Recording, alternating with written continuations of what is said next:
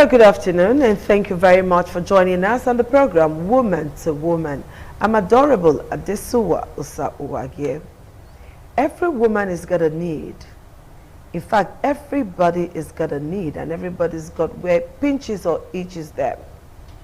Where is yours? Does it have to do with your health? Maybe your job? Just anything. All you need to do is think about it, reach out to those who will help you, reach out to the right people. You know, put square peg in a square hole and you will be happy. Do not be judgmental, and then don't broadcast yourself to persons who will mock you. What are we doing today on Woman to Woman? We want to talk about the psychological effects of infertility in women. Because when we talk about fertility and infertility issues, who feels the bond more? The woman. When a woman does not have a child or can't give birth, it becomes a huge burden. And then society may judge the woman based on that. And then the woman also may judge herself. How does it feel not to have a child? How happy would you be to have one? These and many more we're going to be looking at today on the program, Woman to Woman. And I have the right person to talk about this today. So we're putting a square peg in a square hole today on the program again, like we used to do. Join me as I make welcome Professor Caroline Ofowe. I hope I got that right. Yeah. Good. I got that name right, okay? Thank you. She is a lecturer at the Department of Mental Health, University of Benin. She runs an NGO where they give succor to those who really need it, particularly women who have fertility issues and then children who suffer sickle cell. We'll call them the special kids. I like to address them as the special kids because, you know, they didn't ask to be born. So, Prof, welcome to the program. I'm happy to meet you. Thank you so much. Ah, you look so sweet. Thank you. Thank you. Okay, so talk to me. When a woman get married, she's expected to make babies almost immediately. And then sometimes those babies don't come. And then the woman begins to beat herself. Family members will beat her too. Friends will also judge her. And then anything that happens around, she will be judged. Oh, go away, you who can't even give birth to a child. You know, how does such a woman feel? Okay. Infertility is such a huge challenge, and it's actually something that seems to be borne by women more than men, irrespective of the fact that conception is an action that affects, that involves the male and the female. But when challenges come, it's usually the woman who bears the brunt. And this is based on a number of issues.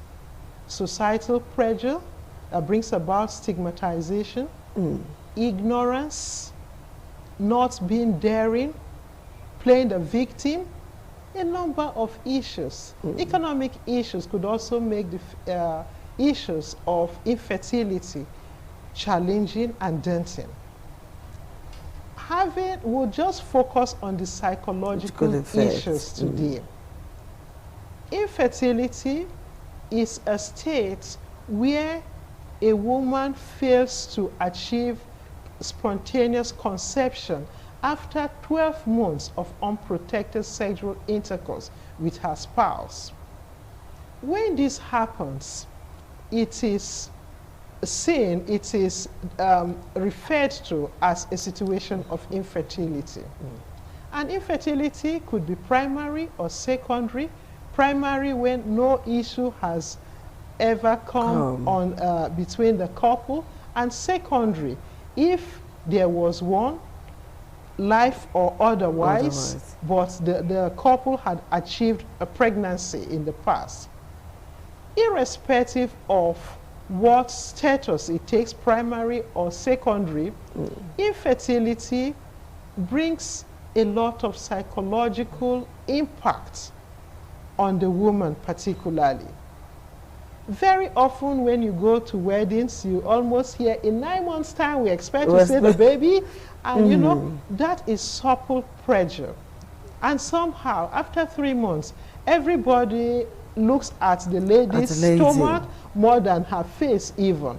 We're not talking about in-laws coming in after a while. You know, the pressure is much. And such pressure increase psychological dysfunction.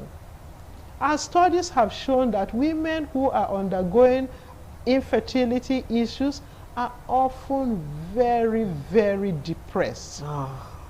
They have issues, so much anxiety. When will it come? Is it going to be January? Is it going to be February? Counting on and on. Having insomnia, not sleeping. There's also a problem of not feeling very withdrawn. I don't even want to talk to anybody. I want to be left alone. I just want to, it almost gets to a point of having suicidal ideations because the person has been made to feel that her worth is tied to being a mother. So a situation and a culture that defines womanhood as motherhood. In other words, if you are not a mother, you are not a woman. That sends very negative and strong signals. So how do we deal with this negative and strong signals? Because culturally, when a woman is married, everybody, like you said, everybody's looking at the woman's stomach. When is it going to be? Some other persons will ask questions. Well, what's happening? Are you all right? Are you okay? People have different ways of asking questions, you know, undermining the fact that the woman may be going through a lot. So let's deal with these cultural issues. What should be done? Because our culture is our life. People will talk. Culturally, the man may even be asked to go and marry another wife, if he, you know, and then mother-in-law may come to say, oh, you can't be living with a man. You know, how do you deal with it? How is such a woman supposed to deal with all these cultural issues, traditional issues, social issues, even environmental issues when it comes to bearing a child? How is the woman supposed to deal with it? Because there is no how she will not think about this problem. Definitely she would have so much on her by virtue of what the culture expects of her. But irrespective of what culture expects, we must also say, is this right? Is it a myth? Where the mother-in-law comes in and says, you are married to a man, the man must go. She's not a woman. And fails to see the fact that there could be medical issues here that should be handled. The man might have issues that have been left unhandled. But you know, it's very difficult for people to like point fingers at the man because it's always the woman. And even some men will come and say, look, in my family we're very potent. In my family we're this, we're that, we're that. There's no barren in my family. You know, I've heard guys talk like that. And even instances where children have been brought to the family under the claim that is the man's child, even if the man knows that he doesn't have the capability of impregnating a woman. So going back to culture, there was a time in our culture where twins were killed. Yes. But over time, with awareness, it was seen that that wasn't a need. It was most primitive. It was a myth, a primitive one for that matter. Yes, it was based on myths. What carried on that practice was based on myths. Two children cannot come from one woman. So sometimes I wonder if the person that started it all was not jealous of the twin. You know, jealous of what pushed that on. But irrespective of what pushed it on, it went on for so long and brought so much tears to families. Imagine somebody having two beautiful children and having them sent away into the evil forest, so to speak. But with time, we no longer practice that. So my hope is that not all cultural practices are good. Some are repugnant to natural justice. Exactly, you've got it.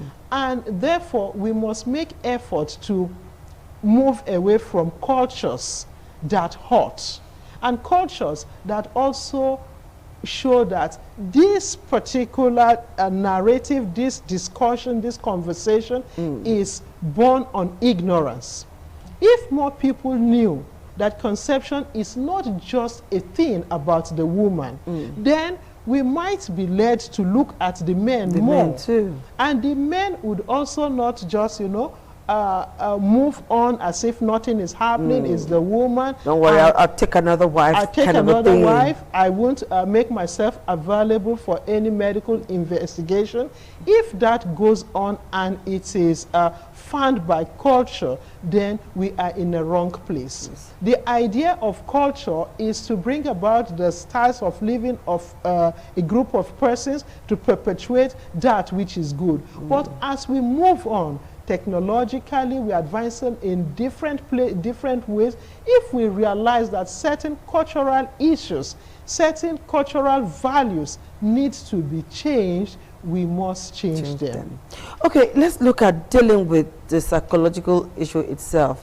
How should a woman treat herself when she finds herself in that position where either she cannot have kids or there is a delay in the process of having children? How should that woman, and I'm saying treat herself now, because most times the woman plays the victim, like you said, you know, and then she wallows in self-pity. She's not interested in anything anymore. In fact, she wants to die. Exactly. You know, how should that woman hold herself high? How should she hold herself strong? How should she be, you know, how should she like surmount this problem? How should she carry on? Carry on. Yeah, you know, life is full of storms. And looking at the statistics, about 31% of women don't achieve pregnancy after 1 year of unprotected sexual intercourse. And this gets to the woman, as we have said repeatedly. But then, how should the woman, the index person here, handle the situation? Should she go watching the calendar every month? Is it has the period come? Has it not come? And then cry every month when she sees a period. And lose her sense of being? First and foremost, the woman must realize that before being a mother, she is a human being. And therefore, she must desist and resist playing the victim. She mustn't build an altar to her suffering. And I've seen women who have put that behind them so strongly that they have achieved much in life. For instance, let's take a scenario. A lady gets married after school start, and she doesn't get pregnant immediately. She has an opportunity to further her education, and she says, no, except baby comes, I won't go to school.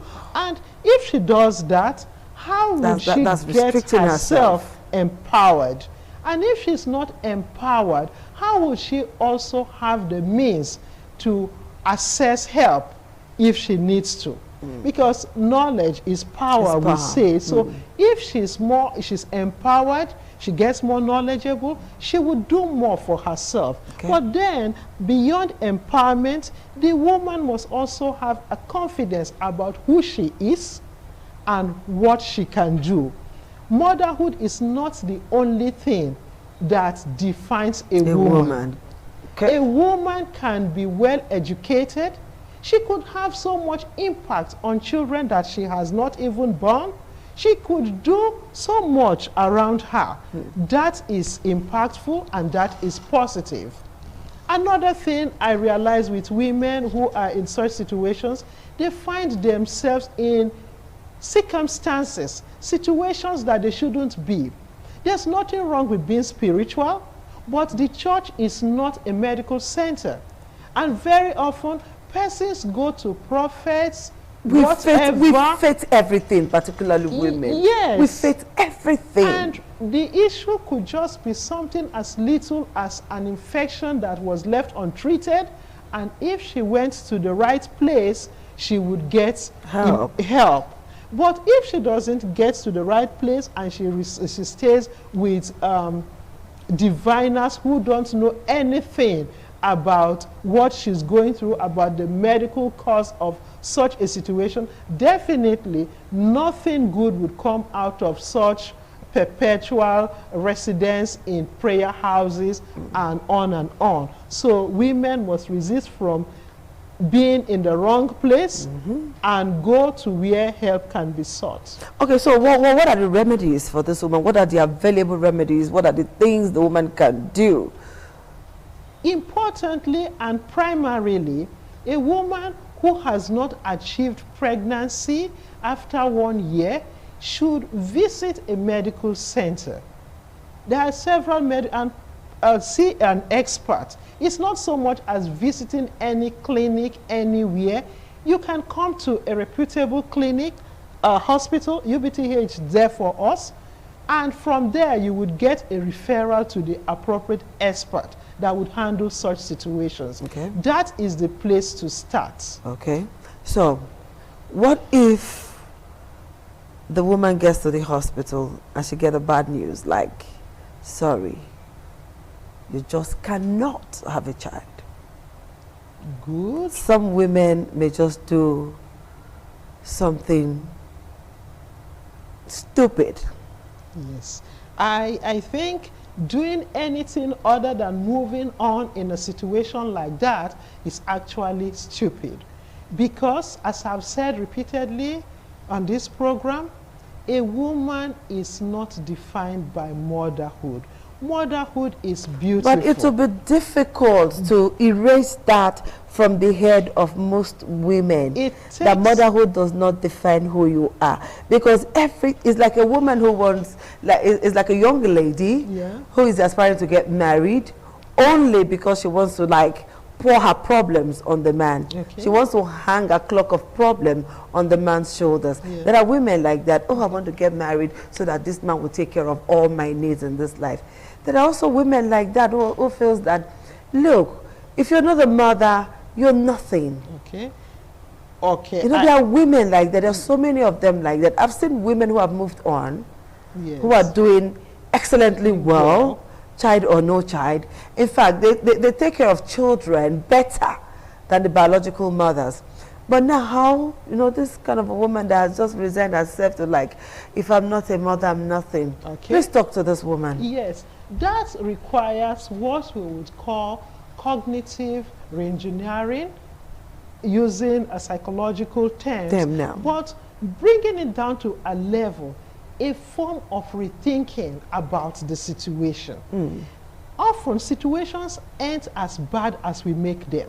We might be seeing it from the lens of society, you are not good enough and on. But then if we took it back and we asked ourselves, am I really not good enough? We could begin to have a rethink. For a woman who is given the news that no, you can't have children, the situation is this and that, therefore you can't have children. For such a woman, the world has not ended. There are children in her family she could take in. I don't know how much the adoption policy is in Nigeria, but in other countries where adoption policies work well, such a person could adopt a child and you know, raise up the child as hers. And life goes on. And life goes on.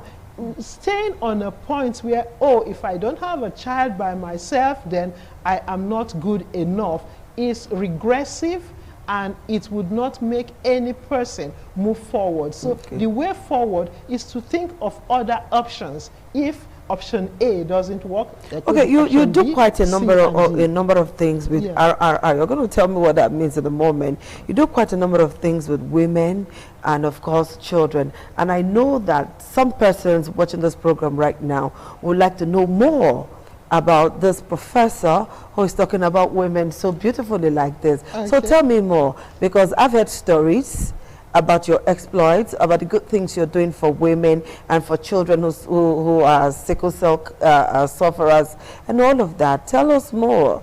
Okay, as the founder of Triple R, that's RRR, Relieve, Restore, Renew. That's interesting. Relieve, restore, renew. The whole idea is that in every situation, there is a chance to get relief. And there is also a high probability of being restored from wherever you are. Looking at the case of infertility. That's if the person wants to. Because some have really resigned themselves to faith. And that is why awareness comes in, and that's why I'm here to give you the good news that there could be relief, there is also a restoration and hope of renewal. Wow. There's nothing that can't, go through this process, get a relief from these psychological symptoms, depression. I don't want to do anything. I just want to close it all up. I just want to go, stuff like that, that resignation that is over. You could have a change and look around. Of course, I can be restored. What am I doing here? Have an aha experience. I'm into business. I could lift up my business rather than stay home all day crying and looking at the calendar and going where I shouldn't be. Build up what you have in your hands and you will be renewed. That is what relief, restore, renew foundation is all about. Would you be willing to take up some women, like counsel them, talk to them? Because I know that after this program, a lot of calls will come in, messages will come in, we just want to know. Definitely. The aim of the foundation is to bring medical and psychological well-being to persons who are going through these positions that can be actually challenging, that is women with fertility challenges and children with sickle cell disease. Having a child with sickle cell disease can be so huge that it's not just the child we're talking about here. The whole family gets sick. The whole family gets, almost dysfunctional by virtue of having a child that is almost forever ill. And when you know how to handle such situations, then you are better ready to have life move on positively. Okay. So, how do we handle stigmatization and the issue of abuses and mockery of these women who are yet to have children? Because I know a couple of persons who suffer stigmatization, particularly from mother-in-law Palaba. Yes. Nobody can make you feel stupid except, of course, you have agreed to be. Okay. So, when whoever, mother-in-law, friends, and what have you, decides to say, oh, this is what is about you, as I've said, you can shake it off by doing something that is equally big for you. Some persons don't have children of theirs, but they have impacted others so much that even those who have biological children supposedly look up to them and say, wow, you have used your time well. So stigmatization would always be there, but it depends on what you want to do with it. Should stigmatization make you cry? Should it make you feel defeated? Or you would decide to paint it in a color you choose to. And the color, I would say, for any person who feels stigmatized is to paint your life bold and happy and do something else. You needn't come down with stigmatization. Don't always be there. I realize that when 2 or 3 women sit together, if they are not talking about their husbands, they're talking about their children. But then, if you cannot participate in that conversation, you could tell them what else you are doing and make a discourse of children and husbands secondary. There could be something you're doing. There could be something you're doing. Your environment would know you as that woman who does this. And that would be great. That's fantastic. Prof, let me ask you this one more question before we'll call it a day on the program. Now, what's your take on IVF, assisted reproduction? Yes. IVF is a product of the increased knowledge people have about handling fertility challenges. As beautiful as it is, people have made it there's so much myth about it, especially in the circle of ignorant people, permit me to say that. If a couple must use IVF to achieve conception, by all means, they should do so. Okay. There are other means that they could also assess.